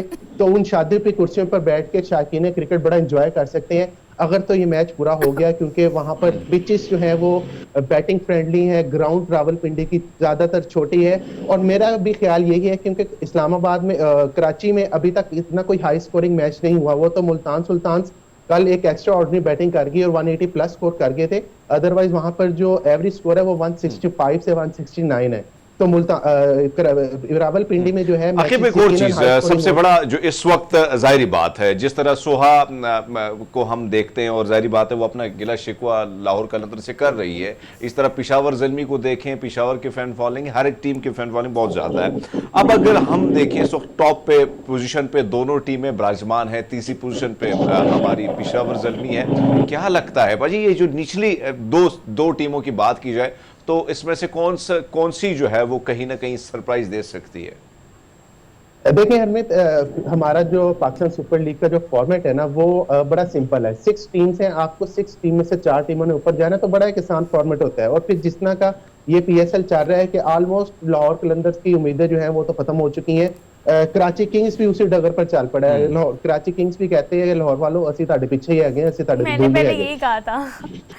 तो वो मतलब मुल्तान और कोयटा, तो अब जो जंग होगी वो होगी एलिमिनेटर खेलने की, क्वालिफायर खेलने की। क्वालिफायर जो टॉप 2 टीम्स आएंगी उस पे उनको एक बेनिफिट ये होगा कि वो क्वालिफायर 1 खेलेंगी तो उनके पास हारने के लिए एक चांस होगा। अगर वो एक मैच हार जाते हैं तो वो बाहर नहीं होंगे, जबकि तीसरे और चौथे नंबर की टीम, अभी तक तो सिचुएशन यही लग रही है कि पेशावर और इस्लामाबाद की टीमें ही आएंगी। बट डिपेंड करता है कि पेशावर अगर अपने मैचेस जीत जाता है सारे और कोयटा वहां से अगर कोई मैच हार जाए, क्योंकि मुल्तान सुल्तान तो क्वालिफाई कर गई है, उनके 12 पॉइंट्स हो गए हैं और वो इस वक्त टॉप पोजीशन पे बैठी है। तो पेशावर ज़ल्मी जो है वो ऊपर आ सकता है नंबर 2 पोजीशन पर। फिर क्वालिफायर में वो होगा मुल्तान और आप ठीक कह रहे हैं आकिब, आज के मैच के बाद सिचुएशन जो है वो काफी हद तक क्लियर हो जाएगी। लेकिन जो टीम की अभी हम जिन टीम्स के बारे में बात कर रहे हैं उनकी परफॉर्मेंस पे जो आपने कमेंट किया वो बिल्कुल ठीक है, और वो आप ही नहीं बल्कि आम पब्लिक और ख़ासतौर पे जो हमारे व्यूअर्स हैं शायकीन क्रिकेट जो हैं वो इसको बहुत ज़्यादा दिल पे भी ले रहे हैं और महसूस भी कर रहे हैं। So Aqib, thank you so much for being here, अच्छी डिस्कशन रही आपसे। लेकिन इस सेगमेंट में हरमीत आपने जिक्र कर ही दिया था अनंत अंबानी का, तो चले हम भी बात कर लेते हैं इस बारे में कि क्या ही आजकल सोशल मीडिया पर इस खबर की हाइप है कि अनंत अंबानी जो है उनकी हो रही है शादी, और वो शादी नहीं है, अगर हम उसे कहें कि वो एक फेस्टिवल है, और एक ऐसा फेस्टिवल है जिसमें बेसिकली आपके दुनिया के अमीर तरीन जितनी भी शख्सियात हैं वो शिरकत कर रही हैं।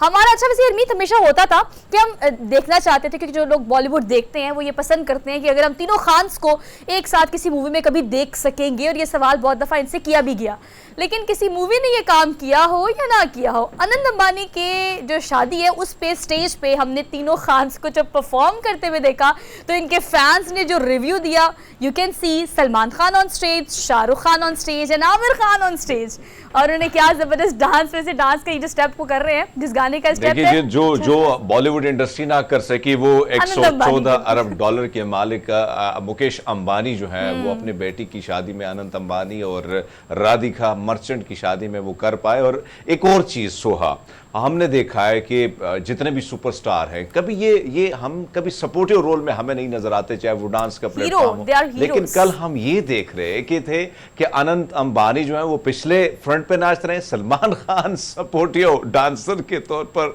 वो हमें नजर आए। लेकिन आपकी बात दुरुस्त है कि एक बहुत बड़ी शादी जिसमें तकरीबन 50,000 लोगों को डेली खाना खिलाया जा रहा है, और हालांकि शादी जुलाई में होने वाली है, जून जुलाई में होने वाली है, और जामनगर का जो मामला है जिसमें इस वक्त तनकीद भी की जा रही कि जामनगर का एक ऐसा एयरपोर्ट जो सिर्फ और सिर्फ इस फैमिली के लिए था, उसको मोदी साहब ने जो है डिक्लेयर कर दिया, इंटरनेशनल एयरपोर्ट डिक्लेयर कर दिया। लेकिन आपकी बात दुरुस्त है कि शादी पर जो अखराजात हैं, फिर रिहाना की परफॉर्मेंस की अगर बात की जाए तो ये वही रिहाना है जब 700 किसान मारे गए थे, उन्होंने एक ट्वीट की थी, तब जाके पूरी बॉलीवुड इंडस्ट्री, अक्षय कुमार, अनुपम खेर, अजय देवगन, सुनील शेट्टी, इन सब ने तनकीद की थी कि इसने क्यों मदाखलत की है हमारे मुल्क में। हालांकि किसानों पर सबने आवाज उठाई थी।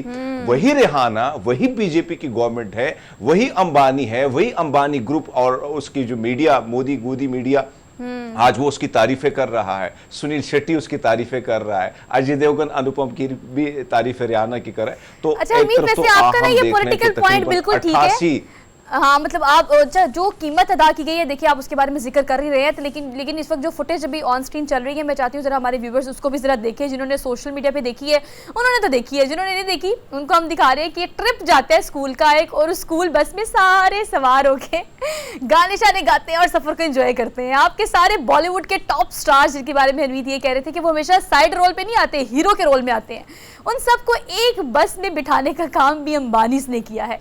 जैसे हम राधिका की बात कर रहे थे, अनंत अंबानी की बात कर रहे हैं, तो आपको पता है कि ना सिर्फ बॉलीवुड सेलिब्रिटीज और स्टार्स, बल्कि अगर हम मेटा के चेयरमैन की बात करें, मार्क की बात करें, बिल गेट्स की बात करें, तो ओ माय गॉड, ना सिर्फ हम बॉलीवुड और हॉलीवुड के सितारों और सियारों को वहाँ पे देख रहे हैं, बल्कि हम साथ ही साथ जो हैं बहुत सारे ऐसी शख्सियात जो कि दुनिया के टॉप बिजनेस टाइकॉन्स में आते हैं, दुनिया के 5वें अमीर तरीन शख्स यानी बिल गेट्स को भी हमने इस शादी पे चाय पीते हुए देखा, और चाय वाले के साथ जो उनकी वीडियो है वो भी बहुत सर्कुलेट कर रही है सोशल मीडिया पे। तो आजकल वैसे बहुत सारी चीजें बड़े मजे की क्लिप्स भी आए, और आपकी बात दुरुस्त है कि एवेनिका ट्रंप भी वहां मौजूद है। फिर चाय, वो जो जिस तरीके से वो एक्शन दिखा, डोली जिसका नाम है, उसके ढाबे पर हमने बिल गेट्स को देखा, कॉफी चाय वो पी, और चाय के बाद वो इतने वायरल हुए। सो इस वक्त बड़े बड़े मजे की रील्स भी आ रही हैं। आपकी बात दुरुस्त है कि बड़ी जबरदस्त किस्म की, और फिर सब सेलिब्रिटीज का एक जगह में होने, ऐसा लगता है कि ये कोई बहुत बड़ा फंक्शन, यानी आप ये कह सकते हैं कोई अवार्ड सेरेमनी या कोई बहुत बड़ा मेला सजा है। हालांकि शादी की तकरीबात कम और मेला ज्यादा लग रहा है। लेकिन हरमीत, आपको पता है हाईजैक किया हुआ इस शादी ने पूरे सोशल मीडिया को। आप कोई रील निकाले, कोई पोस्ट निकाले, कोई स्टोरी निकाले, कुछ भी आपको रिलेटेड टू दिस शादी ही मिलेगा। लेकिन अगर हम बात करें ओवरऑल, तो इस सारी सिचुएशन में हम तो इसको देखकर बहुत एंजॉय कर रहे हैं, और मेरे ख्याल से पब्लिक भी इसको काफ़ी एंजॉय करी। बहुत सारे लोग फैंटेसाइज भी कर रहे हैं, लेकिन चले जिसके पास है वो लगाता है, और फिर जब वो लगाता है तो फिर वो ऐसे ही लगाता है, फिर पूरी दुनिया देखती है। तो जनाब, एक ब्रेक लेनी है, वापस आते हैं ब्रेक के बाद। कीप वॉचिंग, गुड मॉर्निंग पापा।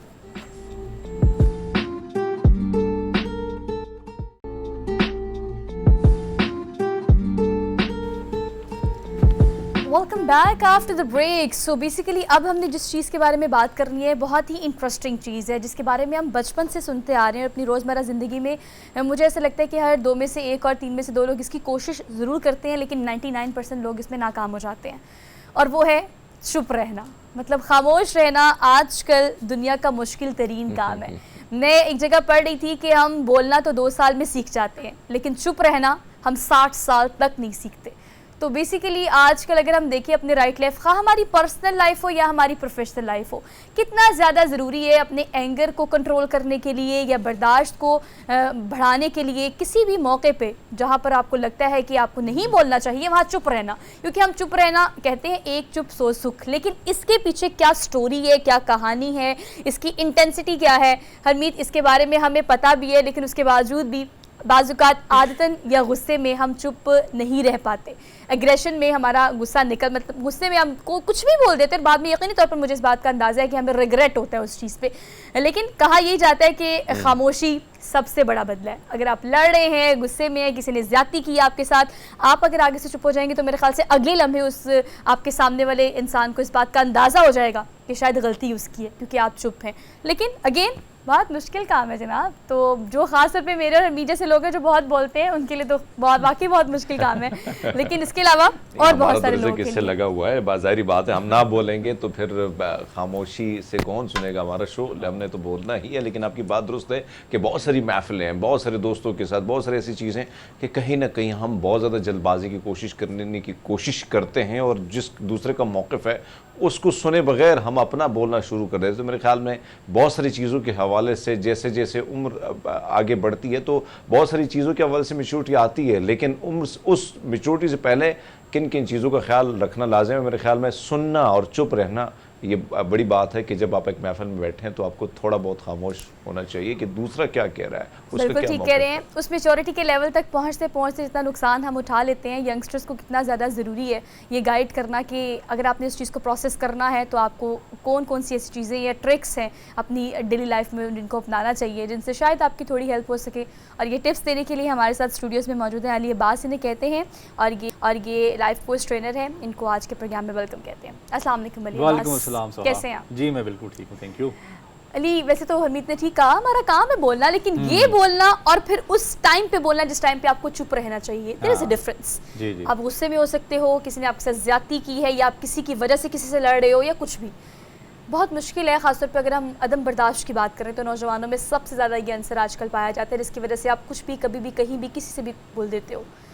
कितना ज़्यादा ज़रूरी है चुप रहना, and how to learn to keep quiet. अच्छा सोहम, मैं अभी पिछले ही दिनों ना सुष्मिता सेन का एक इंटरव्यू सुन रहा था। उन्होंने बड़ी अच्छी बात की। वो कहती हैं कि अगर आप ज़िंदगी में डीप थिंकर बनना चाहते हैं और आप चाहते हैं कि आप अपनी ज़ात की पहचान करें और आप नॉलेजेबल बने, तो आपको खामोश रहना पड़ेगा। आप मेडिटेशन करें और ख़ामोशी से आप लोगों को सुने, क्योंकि जब आप बोल रहे होते हैं ना, आप गौर करें सोहा, जब आप बोल रहे होते हैं तो आपके दिमाग में जो नॉलेज होता है वो आप प्रेजेंट कर रहे होते हैं, तो आपके नॉलेज में इजाफा नहीं होता बोलने से।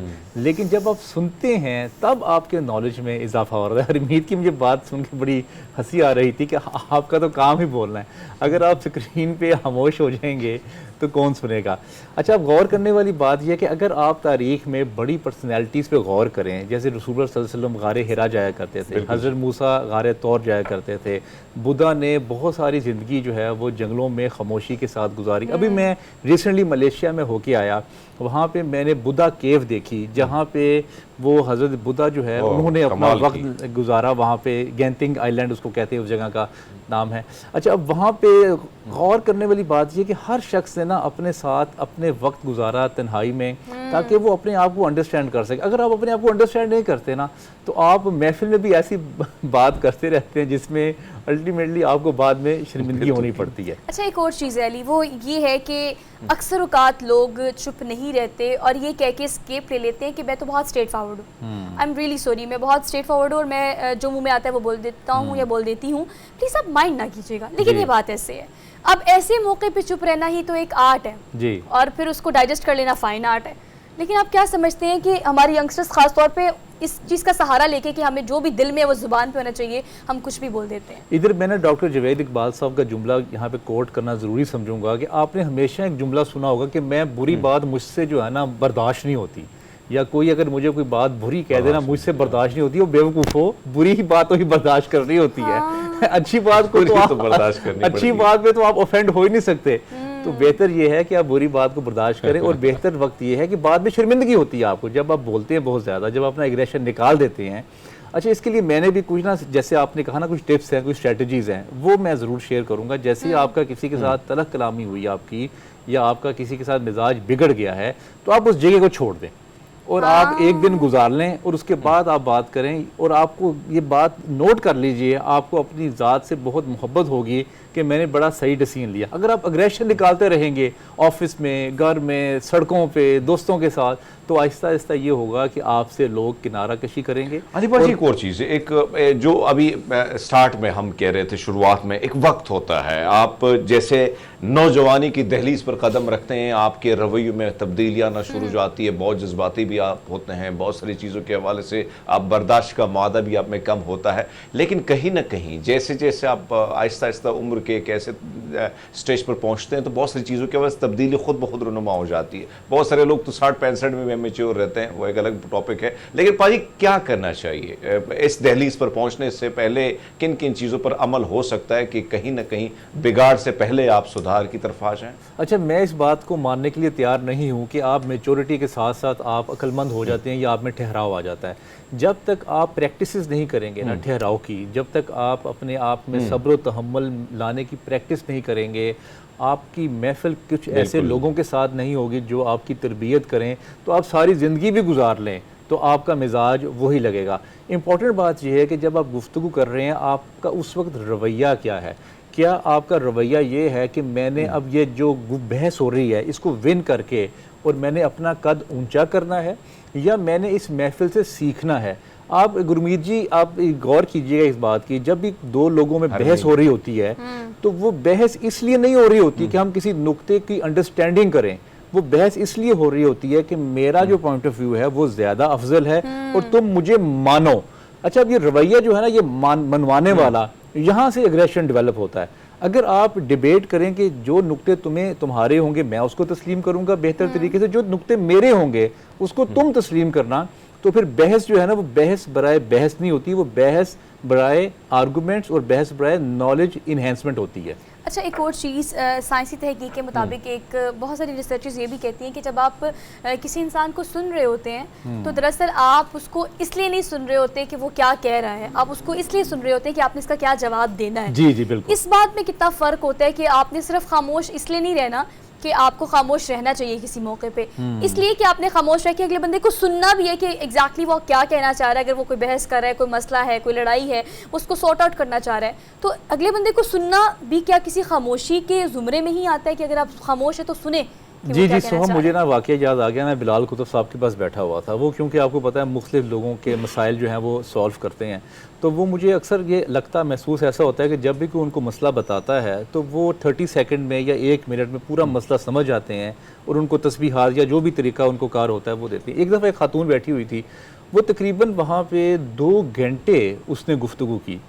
अच्छा, वो जब चली गई तो मैं बड़ा हैरान हुआ, मैंने कहा सर ये आपको तो मसला मेरे ख्याल से पहले 1-2 मिनट में समझ आ जाता है, तो आ भी गया होगा, तो ये आपने 2 घंटे आपने इतनी लंबी क्यों गुफ्तगू सुनी? तो सर ने कहा कि बाज़ औक़ात ना लोगों को कथारसिस की ज़रूरत होती है, ज़रूरी नहीं है कि आपने जो मसला ही सुन के जवाब देना होता है, आपने सबसे पहले लोगों को हल्का करना होता है। यही इशफाक साहब बोला करते थे कि हमारे माशरे में कंधे की ज़रूरत है, और जो शख्स आपको बात सुने, अगर आपको कोई बात सुना कि आपको उसका दिल हल्का होता है तो आप लोग उसके जो है वो कान बन जाएं, तो जैसे ही कान बनते हैं आप तो उसका मसला भी हल हो जाता है और वो कंफर्टेबल और इजी फील करता है। लेकिन आपको पता है अली, एक बहुत बुरा इम्पैक्ट जो आजकल हमारी सोसाइटी में हमें नज़र आता है वो ये भी है कि अगर आप चुप हो जाते हैं तो अक्सर औक़ात ये समझा जाता है कि शायद आप कमज़ोर हैं। ये कॉन्सेप्ट नौजवानों में पाया जाता है, चूँकि ऐसा नहीं है, और आपकी जो अदब की दुनिया है और ख़ासतौर पर जो भी रिसर्च है इस हवाले से वो ऐसा प्रूव नहीं करती।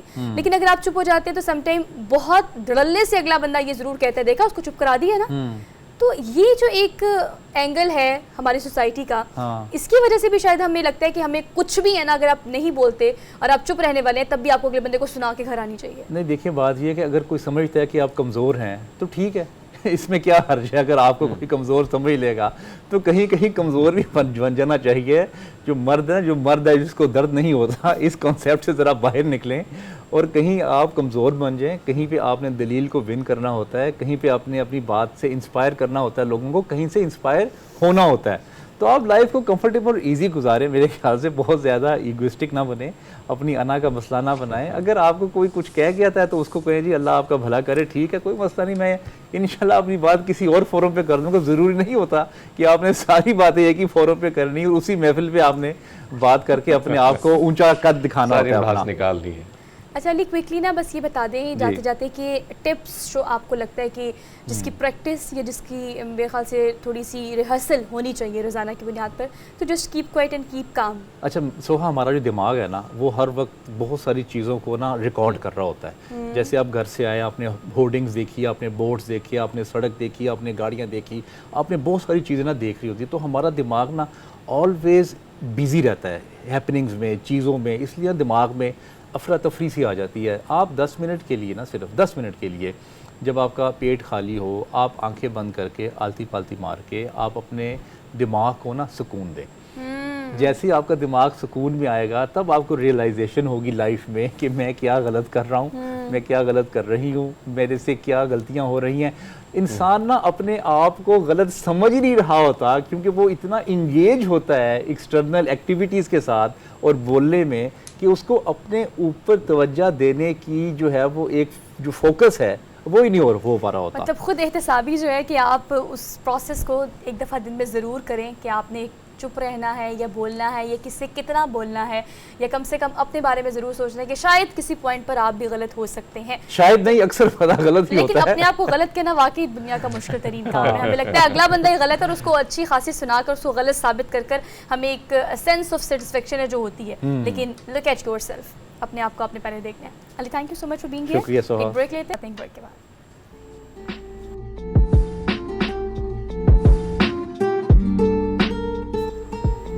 Welcome back after the break. So Harmeet, वैसे तो हम क्लाइमेट चेंज की जब बात करते हैं तो हमने ये चेंजेस ना सिर्फ पाकिस्तान में बल्कि पूरी दुनिया में बाकायदा महसूस भी किए हैं। इसके साइड इफ़ेक्ट, आफ्टर इफ़ेक्ट्स भी देखे हैं। जितनी भी इस पर रिसर्च हुई है उसके मुताबिक ना सिर्फ पाकिस्तान को बल्कि पूरी दुनिया को इसका अच्छा खासा नुकसान उठाना पड़ रहा है। लेकिन पाकिस्तान में चूँकि मसाइल ऑलरेडी बहुत ज़्यादा है तो हम इस तरह की चीज़ें मज़ीद ट्रिगर करती हैं, मज़ीद मसाइल को बढ़ाती हैं। अगर हम बात करें लाहौर के मौसम की तो आपको पता है कि बेमौसम की बारिश है जो कि इंजॉय तो लोग बहुत कर रहे हैं, लेकिन ओवरऑल अगर देखा जाए तो दिसंबर को हम जिस तरह से ड्राई गुजारा, जिस तरह से दिसंबर में बारिशें होनी चाहिए थी और दिसंबर में बारिशें नहीं हुई, जनवरी फरवरी का महीना गुजारने के बाद अब चूँकि मौसम इस तरह का है कि आप यालाबारी भी देखते हैं, आप ओले पड़ते हुए भी देखते हैं। और इस्लामाबाद के मौसम की अगर हम बात करें या दूसरे सूबों के मौसम की बात करें तो कितना ज़्यादा ज़रूरी है इस चीज़ को एड्रेस करना कि बिन मौसम की बारिश और ये तूफ़ानी बारिश जो है बेसिकली ये फसलों को कितना नुकसान पहुँचा सकती हैं। अगर हम मुख्तलिफ वायरल इन्फेक्शंस की बात करें तो आजकल बच्चों से लेके बड़े मुख्तलिफ तौर पर मुख्तलिफ इन जो वायरसेस हैं, इन्फेक्शंस हैं, उसका शिकार हो रहे हैं। सोहा, बिल्कुल आपकी बात दुरुस्त है कि इस बार हमने देखा कि बहुत ज़्यादा बदलाव हमें नज़र आया। एक वक्त ये था कि जो दौरानिया था वो इतना ज़्यादा था सर्दियों का कि आहिस्ता आहिस्ता वो बिल्कुल कम होता गया। और आपकी बात दुरुस्त है कि दिसंबर के महीने में जो होता है हमेशा हम देखते हैं कि हमारे इलाकों में बर्फबारी जो है नवंबर के एंड में शुरू हो जाती है, लेकिन इस बार मेरे इलाके जितने भी हैं वहाँ पर बर्फबारी अभी तकरीबन आप फरवरी के महीने में कह सकती हैं वहाँ पर हुई हैं बारिशों का। और फिर अचानक मार्च का महीना, मुझे याद है कि पिछले साल 16 फरवरी से के बाद जो है बड़ी ज़्यादा गर्मी शुरू हो चुकी थी। इस बार हम थोड़ी सी चीज़ें फिर मुख्तलिफ देख रहे हैं। तो बात आपकी दुरुस्त है कि ख़ासकर पाकिस्तान, दुनिया भर में तो उनके पास बड़े वसाइल हैं, लेकिन हम सिर्फ उन ममालिक में शामिल हैं जहाँ पर सिर्फ मसाइल ही मसाइल हैं। अब बिल्कुल जी कह रहे तो मौसमी तग़य्युराती तब्दीली जो है इस पर हम बात कर लेते हैं। डॉक्टर मोहम्मद वक़ार हमारे साथ में मौजूद हैं, असिस्टेंट प्रोफेसर पंजाब यूनिवर्सिटी। आपको आज के प्रोग्राम में वेलकम कहते हैं। अस्सलाम वालेकुम डॉक्टर साहब। वालेकुम सलाम जी। डॉक्टर साहब, आप क्या समझते हैं कि देखिए पहला और कंसर्न सवाल हमारा यही होना चाहिए कि इस वक्त जो हम मौसमी तग़य्युराती तब्दीली देख रहे हैं उससे सबसे ज़्यादा नुकसान फसलों को पहुंच रहा है, क्योंकि सैलाब की इसी सूरत हाल से हमने अभी निपटा है और अभी हम मुकम्मल तौर पर उससे बाहर भी नहीं आए। और उसके बाद फिर बर्फ़बारी का दौरानिया भी और मौसम भी और फिर यालाबारी, बारिशें, ये बहुत अनयूजुअल सिचुएशन है जो कि हमने पिछले कई सालों में एक्सपीरियंस नहीं की। तो इसके क्या नुकसानात अभी होना शुरू हो गए हैं और लेटर ऑन हमें होंगे अगर हमने बर वक्त कोई इकदाम ना किए तो? देखें ये जो हम बात करते हैं ना क्लाइमेट चेंज, ये एक ग्लोबल फिनोमेना है और ग्लोबल जो IPCC 6 असेसमेंट रिपोर्ट आई है उसके मुताबिक जो पूरे ग्लोब का एवरेज टेम्परेचर 1.1 डिग्री सेंटीग्रेड जो है ना वो नॉर्मल से इंक्रीज़ कर चुका है। अब उसके जो है आफ्टर इफेक्ट्स उस जो ग्लोबल वार्मिंग हुई है उससे जो वेदर पैटर्न है वो बहुत डिस्टर्ब हुआ है और स्पेशली पाकिस्तान जो है ना वो ज़्यादा वल्नरेबल है। पाकिस्तान 7वीं पोजीशन पे, अगर हम पूरी दुनिया को कैटेगराइज करते हैं तो उसमें देखते हैं कि पाकिस्तान 7वीं पोजीशन पे है। यानी पाकिस्तान जो हाईएस्ट वल्नरेबल कंट्रीज़ है ना इस जो चेंज से मुतासर हो रहे हैं वो पाकिस्तान 7वीं पोजीशन पे यानी सबसे ज़्यादा है।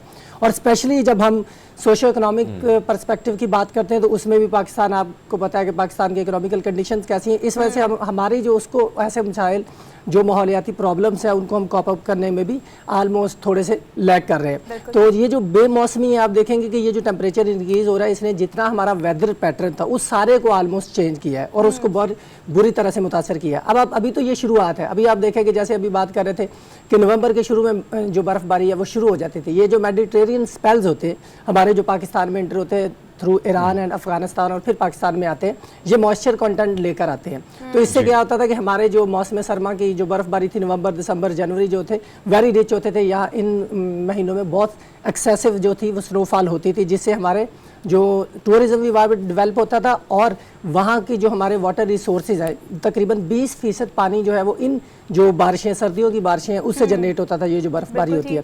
लेकिन अब देखें आप कि पहले दिसंबर, जनवरी ये सारे ऑलमोस्ट ड्राई गए हैं इस चेंज की वजह से, क्योंकि हमने इसको प्रॉपर्ली मैनेज नहीं किया, ना ही हमने इसको कोई रिटेलिएट किया कि इन टाइम हम उसको कॉप अप करते। और उसकी वजह से अब आप देखेंगे वो जो मौसम गुजर गया जहाँ पे हमें चाहिए थी वहाँ तब नहीं। अब जो फरवरी का एंड आया और मार्च के शुरू में ये जो भी आपने स्पेल देखा ये 29 फरवरी को पाकिस्तान में एंटर हुआ अफगानिस्तान से। डॉक्टर साहब एक और चीज़ है, एक तरफ तो ये बदलाव हम देख रहे हैं, ये तब्दीलियां हम देख रहे हैं, दूसरी जानब हम आपसे जानना चाह रहे हैं कि एक तो हमने इस बार जो देखा बहुत सारे ऐसे वायरल डिजीज जिसमें बहुत ज़्यादा बीमारियां, बहुत सारे लोग जो है वो मुख्तलिफ बीमारियों में मुब्तला हुए। अब आपको क्या लगता है कि अगर ये सिचुएशन रहती है और फिर गर्मियों का जो रवैया है वो भी अगर चेंज दूसरा होता है तो इस पे इंसानी ज़िंदगी के पर जो इसके असरात हैं वो तो मुरतब हो रहे हैं, लेकिन खासकर चरिंद परिंद की अगर जानवरों की बात करें उनको कितना नुकसान हो रहा है और कहीं ना कहीं मुख्तलिफ इलाकों में जो हम ये चहल पहल देखा करते थे क्या उसमें भी आपको बहुत ज़्यादा कमी नज़र आएगी? जी बिल्कुल, ये बात आपके साथ बिल्कुल एग्री है, क्योंकि आप देखेंगे कि अभी एक और बात है कि ये जो 2024 है ये एल नीनो ईयर हम कंसीडर कर रहे हैं जितने भी क्लाइमेटोलॉजिस्ट हैं। एल नीनो मीन कि हमारी तरफ जो मौसम गर्मा की बारिशें होती हैं, जो हमारे पास मानसून सीजन है उसमें भी हम देखेंगे कि बारिशों में कमी होगी। इस साल नॉर्मल एवरेज जो है उससे कमी होगी और एक इंटेंसिव किस्म की हीट वेव जो है ना वो भी जनरेट होने का खतरा है, जिससे हमारा ये जो दरख्त, चिरिंद परिंद, इवन के ह्यूमन बीइंग जो होंगे, आप देखेंगे ये जो 15 जुलाई के बाद शुरू होता है ना हमारा जो मानसून सीजन होता है उसमें जुलाई और अगस्त और सितंबर के सीजन में इनमें बीमारियां और मजीद फैलने का खतरा हो गया। और स्पेशली जो बच्चे होते हैं वो ज़्यादा वल्नरेबल होते हैं। बच्चे जो है वो थोड़ी सी भी जो टेम्परेचर चेंज होता है उसको वो अडॉप्ट नहीं कर पाते, तो इसकी वजह से बच्चों में जो है वो डेथ अमवात ज़्यादा होती हैं। इसी तरह से बच्चे और जो बूढ़े होते हैं, जिस तरह से जो एस्थमेटिक पेशेंट्स हैं या दूसरे हैं, वो ज़्यादा वल्नरेबल होते हैं टेम्परेचर चेंज को। डॉक्टर साहब एक और चीज़ जो मैं जिक्र कर रहा था शुरुआत में कि नवंबर के एंड में हमारे यहाँ बर्फबारी हो जाती, शुमाली इलाका जात की मैं अगर मैं बात करूँ, अब हम देख रहे हैं कि चीज़ें काफ़ी बदली हैं। गर्मियों में फिर इसके कितने असरात होते हैं? जाहिर बात है कि बर्फ जो अभी पड़ने वाली है तो बहुत जल्दी पिघल जाती है, जो जनवरी के महीने में होते हैं, जो दिसंबर के महीने में, तो उसके फायदे जो है वो बहुत ज़्यादा होते हैं। जी, लेकिन ये आप देखेंगे ना ये 20% मैंने पहले बताया था, जो हमारा वाटर साइकिल है ना उसमें 20% पानी इन महीनों में होता है और जो 80% पानी है वो हमारे पास 15 जुलाई से 15 अक्टूबर तक होता है, जो इसको हम मानसून सीजन कहते हैं। तो उसमें सबसे पहला जो मसला होता है वो हमारे वाटर रिसोर्सेज का होगा, हमें पानी की कमी का शदीद सामना होगा। उससे जो होते हैं हमारे डैम्स जो होते हैं वो भरने होते हैं और जो अगर वो पानी कम है, फॉर एग्जाम्पल अगर हम देखें कि 2 महीनों में पानी नहीं हुआ तो 20% तो पानी सीधा सीधा ये कम हो गया, तो हमारे डैम्स जो है वो फिल नहीं होंगे। और क्योंकि हम जो एग्रेरियन बेस है, हमारी जो मोर देन 70% इकॉनमी है वो एग्रीकल्चर के ऊपर डिपेंड करती है। एग्रीकल्चर के ऊपर डिपेंड करते हैं तो हमें डैम्स के अंदर थ्रू रेगुलेटेड वाटर चाहिए होता है जो हमने टेल एंडर यूजर को देना होता है। तो वो पानी ऑलमोस्ट आप देखेंगे कि इससे क्या होगा, 20% कम होगा। जो उस वक्त हमारी उस दौरानिए की फसलें होंगी उनके लिए पानी कम अवेलेबल होगा। फिर अल्टीमेटली क्या होगा, हमारी फसलों को नुकसान होगा, वो हमारी इंडस्ट्री ग्रो करती है उसमें कमी होगी। अल्टीमेटली ये जो हमारे GDP की तरफ है उसमें हमें कमी का सामना होगा। अच्छा डॉक्टर साहब, एक लास्ट चीज़ को एड्रेस कीजिएगा। चले इस तमाम तर सूरत हाल पर कंसर्न डिपार्टमेंट्स को एक्टिवली बर वक्त खुसूसी इक़दाम करने की बहुत अशद ज़रूरत है, जिन टेक्निकलिटीज़ पर आप बात कर रहे हैं। लेकिन बीइंग अ डॉक्टर आपको क्या लगता है कि हमारे लिए कितना ज़्यादा ज़रूरी है कि मौसम तब्दील हो रहा है तो प्रिकॉशंस की जाए, पानी ज़्यादा पिए जाए, लाइफस्टाइल को बेहतर किया जाए, खुराक अच्छी की जाए, ना सिर्फ अपने आप बल्कि बच्चों को भी महफूज बनाया जाए। प्लस जब चरिंद परिंद की बात हमीद कर रहा था तो ये चीज़ हम अपने एंड से किस तरह से बेहतर कर सकते हैं, अपने घर की छतों पर मुख्तलिफ इस तरह से जानवरों के लिए या परिंदों के लिए इंतजामात करना, ये वो छोटी छोटी चीज़ें हैं जो हमें करनी चाहिए, जो कि पब्लिक हमें पैगाम ये देना चाहिए। तो बिल्कुल सही आप बात करें कि एक तो है गवर्नमेंट लेवल के काम करने वाले कि उनके डिपार्टमेंट एक्टिवेट हो और उसको वो कॉप अप करे उस प्रॉब्लम। दूसरा है हमारे लेवल पे फॉर एग्जांपल जैसे आप बात करें चरिंद परिंद है, एक तो आप लोकल इन्वायरमेंट को प्रमोट करें। लोकल इन्वायरमेंट में हमारे जो लोकल ट्रीज है ना उनको प्रमोट करें। हमने बहुत सारे जो कह लें कि बाहर से आए हुए दरख्तों को उनको सजावट के लिए लगा लिया, लेकिन वो हमारे चरिंद परिंद के साथ वो जो है ना मुताबिकत नहीं रखते। तो हमें चाहिए कि वो पहले तो हम लोकल इन्वायरमेंट के रिहेबिलिटेट करने के लिए लोकल ट्रीज को करें, और जैसे जैसे गर्मी का सीजन आता है तो आप परिंदों के लिए बाहर आप छोटे छोटे से पॉट रखते हैं, अपनी छतों के ऊपर रखते हैं, परिंदों के लिए वो पानी रखें, क्योंकि इंटेंसिव हीट में जो है परिंदों को पानी की बड़ी ज़रूरत होती है। उनको बचाने के लिए आप अपनी छतों पे, पहले भी होता था कि आप देखें हमारे जो बड़े होते थे वो परिंदों के खाने के लिए या उनके पीने के लिए छोटे छोटे बर्तन जो थे वो छतों पर रख देते थे, जिससे वो परिंद चिरिंद जो थे वो पानी पी लेते थे, कुछ खुराक ले लेते थे। उससे हम हमारा जो इन्वायरमेंट है उसको अपने लेवल पर रिहेबिलिटेट करते हैं। दूसरा, हम ये जो केमिकल ज़्यादा चीज़ें हैं, स्पेशली जो प्लास्टिक है उसको इग्नोर करें, उसको बल्कि ख़त्म ही कर दें, हम अपनी ज़िंदगी में से निकाल दें। ये जो हम शापर लेकर आते हैं, एक दही लाते हैं और वो फिर आपको पता है कि जो हम एक दफ़ा वन टाइम यूज़ करके शापर फेंक देते हैं, वो हमारे इन्वायरमेंट में डिग्रेड होने के लिए 200 साल लेता है। यानी या तो हम उसे जलाएंगे, उससे जो मुज़र सेहत केमिकल्स हैं, गैसेज हैं, वो निकल के फिर हमारे इन्वायरमेंट में आएंगी, या हम उसे दबाएंगे, तो वो डिग्रेड होने में एटलीस्ट 200 साल लेता है। तो उससे आप ख़त्म करें और आप अपनी नेचुरल चीज़ों की तरफ वापस आए। बायोडिग्रेडेबल जो प्रोडक्ट्स हैं उनको यूज़ करें। जैसे हम देखेंगे हमारे जो बड़े थे वो एक थैला, कपड़े का थैला यूज़ करते थे चीज़ें लाने के लिए, लेकिन हमने उसको शापर से रिप्लेस कर दिया। अब देखेंगे हमने कितना इन्वायरमेंट में वो खुद पोल्यूशन जो है ना वो क्रिएट की है। तो आप उसकी तरफ वापस आए। और इसी तरह से आप ये जो डिस्पोजेबल चीज़ें हैं वो हमें लगती तो बड़ी आसान है, एक दफ़ा इस्तेमाल करके स्टायरोफॉर्म जो है वो यूज़ कर लेते हैं, लेकिन अल्टीमेटली वो भी हमारे इन्वायरमेंट में नुकसान करता है। तो हमारे लेवल के जो करने वाले काम है कि हम बायोडिग्रेडेबल चीज़ों की तरफ आए और हम नेचुरल चीज़ों की तरफ करें, ताकि हमारा नेचुरल इन्वायरमेंट है वो जो रिहेबिलिटेट हो और उससे ये जो मौसमियाती तब्दीली है उसको हम कॉप अप कर सकते हैं। अच्छा, आप बिल्कुल ठीक कह रहे हैं डॉक्टर साहब, क्योंकि हम इस ब्लेम गेम से निकलकर कुछ खुद भी इनिशिएट कर सकते हैं। चूँकि हमने पहले भी इस बारे में बात की है कि ना सिर्फ पाकिस्तान का बल्कि पूरी दुनिया का मसला है, लेकिन इस सारी सिचुएशन में अपने से जो हो सके वो आप ज़रूर करें, क्योंकि ये ज़िंदगी आपकी और आपने इसका ख्याल रखना है। तो बदलते मौसम के साथ प्रिकॉशंस करना बहुत ज़्यादा ज़रूरी है, ना सिर्फ अपने लिए बल्कि अपने राइट लेफ्ट देखिए, अगर माहौल के लिए भी आप कुछ कर सकते हैं that would be great. Thank you so much for being here. आपसे लेंगे अब इंशाल्लाह मुलाकात करेंगे कल। अपना बहुत सारा ख्याल रखिएगा। अल्लाह हाफ़िज़।